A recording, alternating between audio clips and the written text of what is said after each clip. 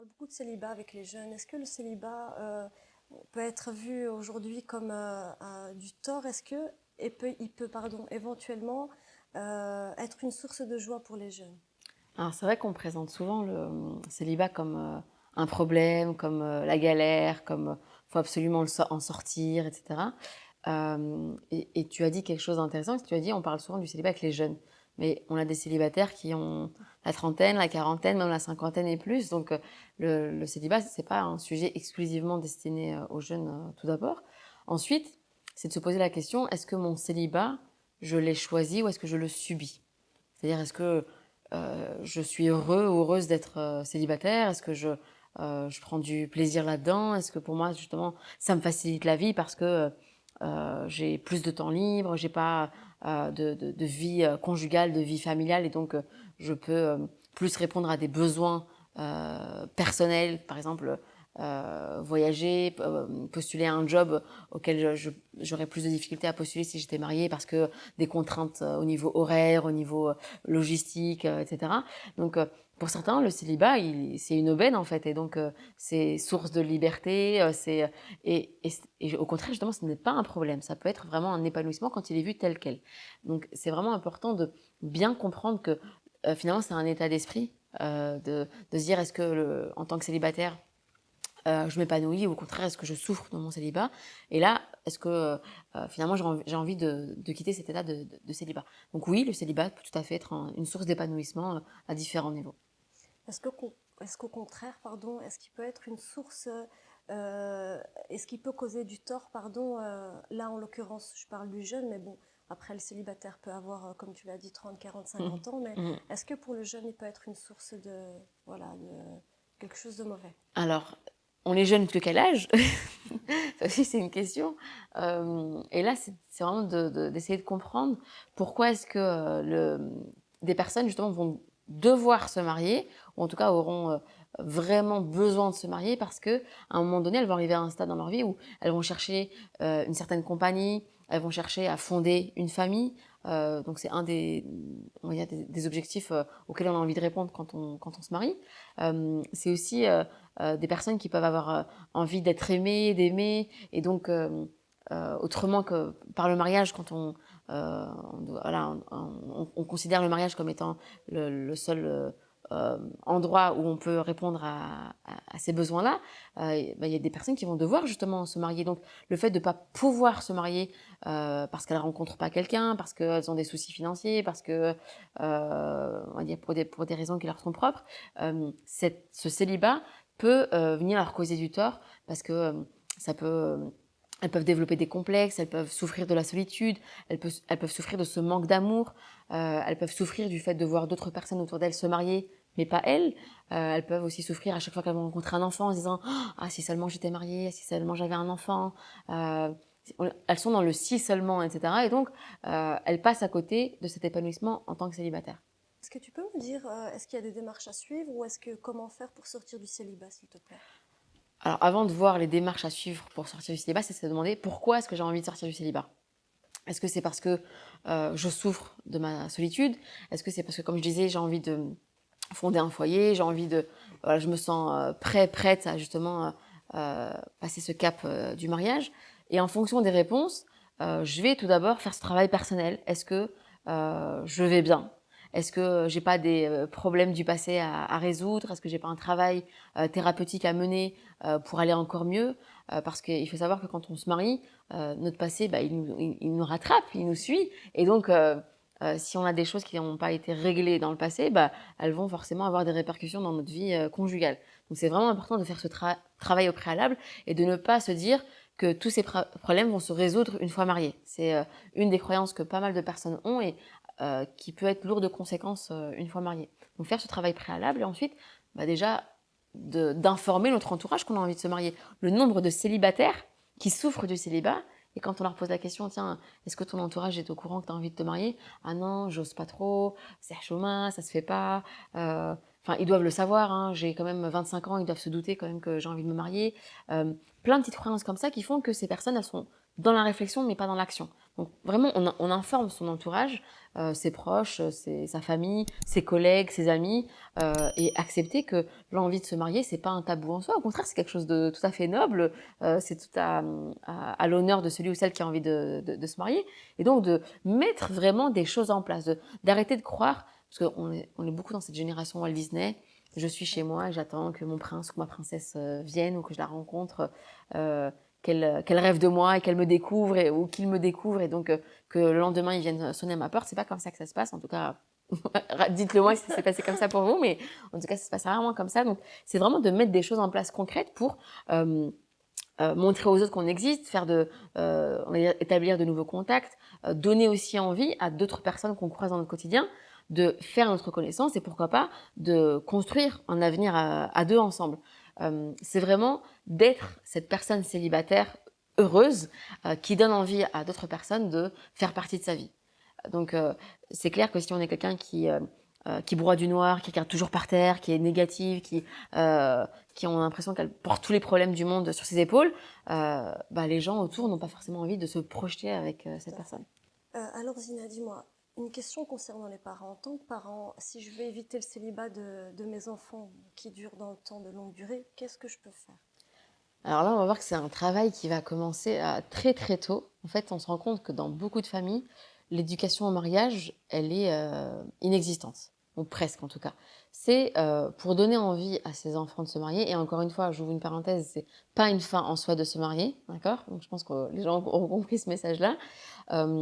C'est qu'en tant que parent, c'est vraiment comprendre que notre manière d'être, notre manière de vivre dans notre quotidien en tant que parent va impacter nos enfants. Si on est dans une famille où en tant qu'enfant, on voit nos parents se disputer à longueur de journée, se plaindre du fait d'être mariés, même des fois, il y en a qui entendent leurs parents « Ah, si seulement je m'étais pas mariée, ça aurait été vraiment tellement mieux etc. » Tous ces messages-là qui peuvent vraiment ne pas donner envie aux jeunes de se marier. Donc, comprendre que cette éducation au mariage, elle commence très tôt. Donner envie à ses enfants de se marier, c'est déjà vivre un mariage heureux. Donc là, en tant que parent, c'est se rendre compte de la responsabilité que l'on a. C'est-à-dire, si ça ne va pas, encore une fois, il y a un problème. Il y a des solutions. C'est d'entamer des démarches, de se faire accompagner pour régler ces différents problèmes, pour être un couple heureux, pour être un couple de parents heureux et montrer à nos enfants que le mariage, c'est aussi et surtout de l'épanouissement, un bien-être, un endroit dans lequel on a envie de se retrouver. On parle du saken, donc du foyer dans lequel il y a de la tranquillité. Est-ce que vraiment, dans nos foyers, est-ce que ce sont justement des foyers ou est-ce que ce sont des maisons dans lesquelles il y a juste des personnes comme ça qui se croisent, mais dans lesquelles il n'y a pas cette envie de se retrouver. Et parfois, quand on discute avec des célibataires, que j'appelle les célibatants, qui sont vraiment en train de défendre le truc de je suis célibataire, j'assume, j'ai envie de rester célibataire, en fait, c'est parce qu'il y a des peurs par rapport au mariage. Parce qu'ils ont vu leurs parents on va dire, souffrir, se déchirer, souffrir dans leur mariage. Et donc, ces enfants devenus adultes n'ont pas forcément envie de se marier pour ces raisons-ci, ou aussi par la peur d'échouer, parce qu'ils voient peut-être pas mal de couples autour d'eux divorcer, donc ils se disent, si eux ont divorcé, mais moi d'office je vais divorcer, donc pour ne pas prendre le risque de vivre un divorce, je préfère ne pas marier. Donc là, vraiment, on va venir travailler avec les personnes célibataires les peurs qu'il y a par rapport au mariage. Donc peut-être un mauvais exemple parental, peut-être trop de couples autour d'eux qui ont divorcé. Donc un conseil aussi, c'est vraiment de s'entourer aussi de couples heureux, et il y en a, alhamdoulilah. Donc d'aller les voir, de leur poser la question de tiens, comment est-ce qu'ils vivent en tant que couple marié, quelles sont les joies du mariage, quels conseils est-ce qu'ils peuvent leur donner, qu'est-ce qu'ils ont mis en place justement pour pouvoir se marier, comment est-ce qu'ils se sont rencontrés. En fait, il faut parler. C'est un sujet, le célibat, le mariage, le divorce, c'est un sujet qui fait souvent vendre très facilement, mais dont les gens parlent très peu dans la vraie vie, parce que c'est tabou, parce que c'est gênant, parce que si je me mets à parler du mariage, ça veut dire que je suis en train de galérer en tant que célibataire, et je veux pas forcément donner cette image-là, je veux pas faire croire aux gens que j'attends juste le moindre contact pour quitter ma famille, etc. Alors que, en fait, ce sont que des croyances. Donc, de pouvoir parler, de pouvoir aussi peut-être dire, il n'y a pas de honte en soi de dire j'ai envie de me marier, voilà, j'ai un petit peu fait le tour du célibat et maintenant il est temps pour moi de me marier, de vraiment de faire du sujet du mariage un sujet comme un autre et de pouvoir justement se conseiller les uns les autres par rapport à cette thématique. Est-ce qu'il y a des signes avant-coureurs peut-être qui permettent de voir si je suis prête ou pas au mariage? Alors ça, c'est la question à 1 million, je pense. C'est comme est-ce qu'on est prêt à être parent? Je ne sais pas si un jour on est réellement prêt à être parent. Je ne sais pas si un jour on est réellement prêt ou prête pour le mariage. En tout cas, c'est un petit peu aussi écouter son intuition, être opportuniste. Il y a de bonnes occasions qui se créent, de pouvoir les saisir parce que la réalité est ainsi faite. Il y a un moment donné où on peut prendre de l'âge et avoir moins d'opportunités. On va dire qu'on peut rencontrer moins d'opportunités parce que les gens de notre âge se sont déjà mariés ou parce que les gens qui sont encore célibataires ne nous intéressent pas pour X ou Y raison. Donc, de pouvoir vraiment saisir des opportunités et de pas trop se poser de questions. Parfois, alors, soit on a des gens qui réfléchissent pas du tout et qui font sa tête baissée, c'est pas forcément la meilleure des choses à faire, ou d'autres qui justement sont beaucoup trop dans leur réflexion et donc vont toujours voir ce qui va pas, vont toujours pointer du doigt ce qui pose problème, vont toujours voir les failles, les manquements de certaines personnes et donc finalement vont toujours mettre des freins à une éventuelle rencontre ou un éventuel mariage. À un moment donné, si on a répondu à la question du pourquoi j'ai envie de me marier, qu'est-ce que le mariage pourrait m'apporter, qu'est-ce que moi je pourrais apporter à une autre personne aussi, parce qu'on on pense toujours à ce que l'autre pourrait nous apporter, qu'est-ce que nous on peut apporter à l'autre.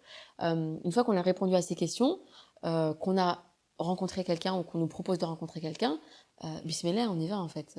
Il faut pas tergiverser là-dessus pendant des mois, voire des années. À un moment donné, il faut passer à l'action, créer des occasions et franchir le cap. Au contraire, qu'est-ce que tu proposerais comme solution aux parents qui ont des enfants très jeunes, 18, 19 ans, qui veulent, eux, se marier et envisagent le mariage? Ces parents doivent être affolés. Qu'est-ce que tu leur conseillerais éventuellement? Alors certains sont affolés, d'autres sont soulagés. C'est vrai que c'est pas si évident que cela. Il y a des parents qui disent d'emblée non, mon fils ou ma fille est trop jeune, ils sont pas responsables, ils sont pas matures. Et là encore, quelle image est-ce qu'on renvoie à ces jeunes adultes? Parce que là, quand on a 18 ans, on devient adulte, légalement en tout cas. Quelle image est-ce qu'on leur renvoie? Donc là, ça peut vraiment venir impacter l'estime qu'ils ont d'eux-mêmes.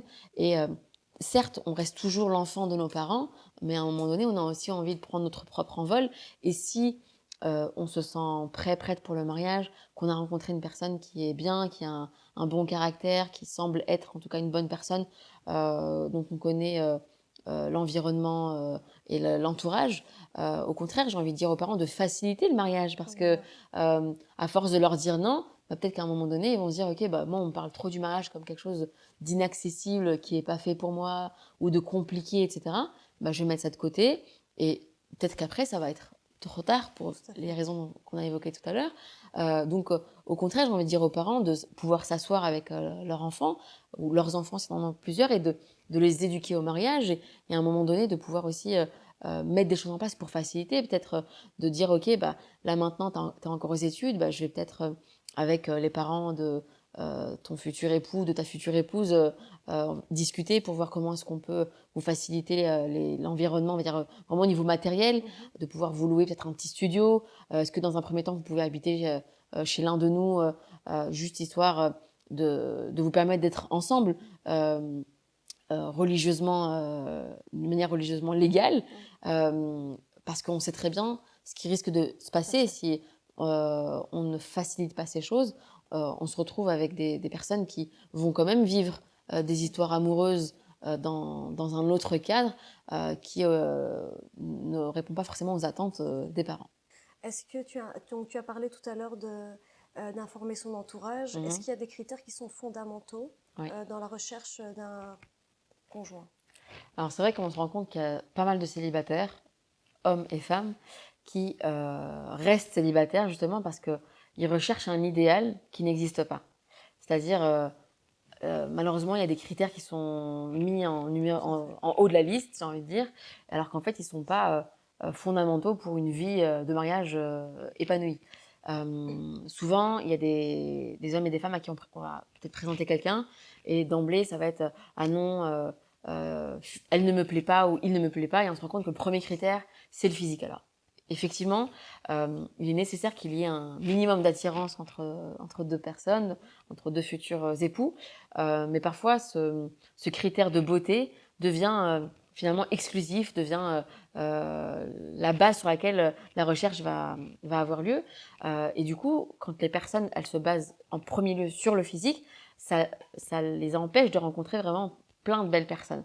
Alors que ce qu'elles recherchent en termes de physique, c'est souvent des choses qu'elles ont vues à longueur de journée sur les réseaux sociaux, dans les films, dans les séries, etc.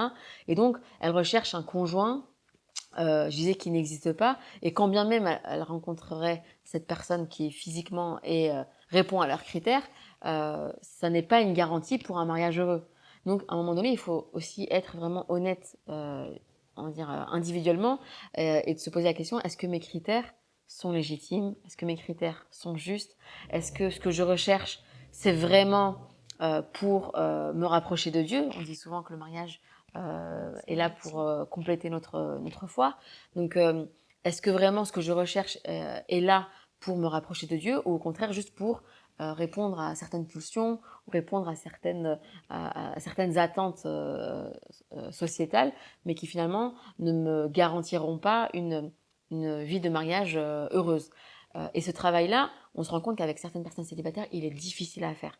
Quand la personne célibataire, elle a 30, 35 ans, et que depuis qu'elle a 20 ans, elle cherche un profil, on va dire, avec des critères physiques bien spécifiques. Je veux telle taille, tel style vestimentaire, telle longueur de barbe, telle coupe de cheveux ou tel salaire aussi. Je rencontre aussi des célibataires qui disent, bah, si moi j'ai fait un master, je veux qu'en face il y ait un master. Et donc on se rend compte que ce sont des gens qui sont là en train de limite de passer un entretien d'embauche, alors qu'en fait le mariage c'est bien au-delà de ça. Et se limiter à ces critères-là, je dis pas qu'ils sont pas importants. Je dis juste qu'ils sont pas essentiels. Je dis juste ils doivent pas être mis en priorité dans la recherche d'un futur conjoint. Et quand on va s'arrêter à ça, effectivement, on va fermer la porte à beaucoup de personnes, à beaucoup d'âmes, justement. Parlons un petit peu d'âmes et pas uniquement de personnes, de corps. On peut passer vraiment à côté de euh, magnifiques individus, juste parce qu'on a mis l'accent sur des critères qui sont peut-être là pour répondre à des attentes de la part des parents, ou pour faire comme la copine ou comme le copain, ou autre. Mais en tout cas, ce ne sont pas des critères qui vont nous pousser vers un épanouissement au niveau de la vie conjugale. Donc, par rapport à la question des critères fondamentaux, c'est voir le caractère de la personne, voir dans quel environnement est-ce qu'elle a grandi, quelles sont ses attentes, qu'est-ce qu'elle attend du mariage. Euh, et c'est vrai que ça, c'est des choses qui nécessitent bien plus que cette rencontre pour pouvoir développer le sujet. Mais en tout cas, de base, c'est vraiment la noblesse de caractère, le bon sens qu'a la personne. Est-ce que c'est une personne qui va se remettre en question ou pas? Est-ce que dès la première rencontre, elle va être très rigide, très stricte sur certains points? Est-ce qu'elle a de la souplesse ou pas du tout? Ce sont des signes qui ne trompent pas et que l'on peut voir uniquement si on s'est autorisé à aller au-delà de cette apparence physique. Alors, je voudrais te demander peut-être un conseil concernant. Donc, tu as parlé des personnes qui sont âgées et qui ont un certain idéal. Ouais. Imaginons, j'ai 45 ans et j'ai toujours eu un idéal féminin. Je me réveille et je me dis, il est temps pour moi de me marier, peut-être rabaisser un peu mes critères, mais quelle est peut-être ma première démarche? Quel est peut-être ce travail que je dois faire sur moi directement, en tout cas à première vue, pour pouvoir me lancer Mhm. dans le mariage? Alors, c'est vraiment de se dire, tiens, pourquoi est-ce que je me suis réveillée à 45 ans? Qu'est-ce qui se passe maintenant qui fait que maintenant je vais me mettre la pression pour passer le cap? Est-ce que c'est peut-être l'envie de devenir parent?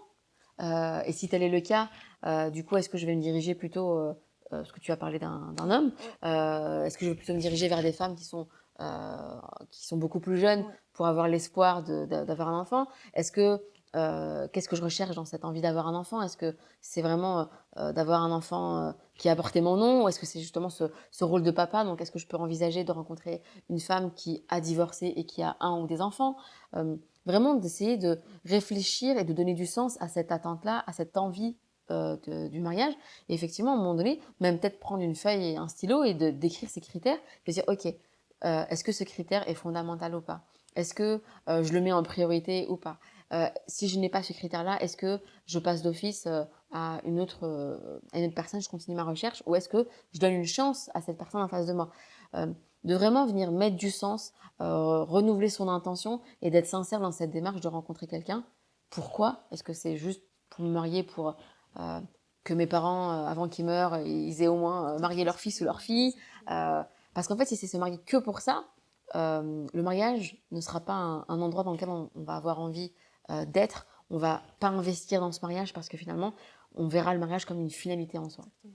Est-ce que tu peux me dire comment rencontrer quelqu'un, comment actuellement je peux me lancer dans une rencontre? Alors c'est vrai que là, il y a eu la période du Covid qui a été très compliquée pour les célibataires parce que c'est vrai que pour certaines personnes, bah, elles ont informé leur famille, elles ont informé leur entourage, leurs collègues, leurs amis. Mais voilà, la plupart sont déjà casés ou la plupart, on va dire, les personnes qui restent célibataires ne les intéressent pas et elles ont tout à fait le droit aussi. C'est pas parce qu'on est célibataire qu'on doit absolument accepter aussi la première personne qu'on nous propose. Et là, j'ai envie de dire que les personnes doivent passer à l'action. Ça peut être s'inscrire sur un site de rencontre. Il y a plusieurs sites de rencontre avec une certaine éthique qui fait qu'il y a un certain cadre où on va dire qu'ils respectent nos valeurs et où il est tout à fait possible de rencontrer quelqu'un de bien.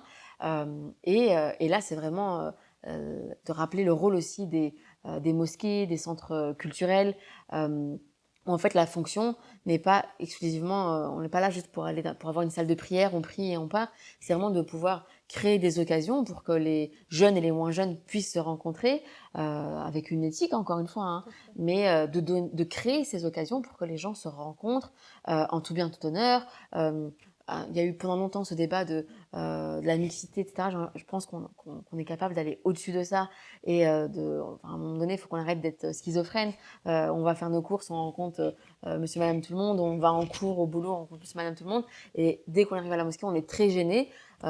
Il faut vraiment pouvoir respirer un bon coup et passer ce cap d'avoir des discussions. Ça peut être créer des cercles de lecture, créer des débats, on va dire, contradictoires, d'avoir vraiment des activités lors desquelles les gens peuvent se rencontrer en tout bien, tout honneur. Et si les gens s'intéressent, et ben là, qu'ils puissent contacter, dire, rentrer en contact, informer leur famille et vraiment mettre en place les démarches nécessaires pour un éventuel mariage. Mais vraiment, de créer ces occasions. Et là, donc c'est vraiment un appel aux différentes infrastructures musulmanes qui existent dans leur rôle et dans leurs responsabilités concernant le fait de débloquer ces situations pour les célibataires qui ont envie de se marier.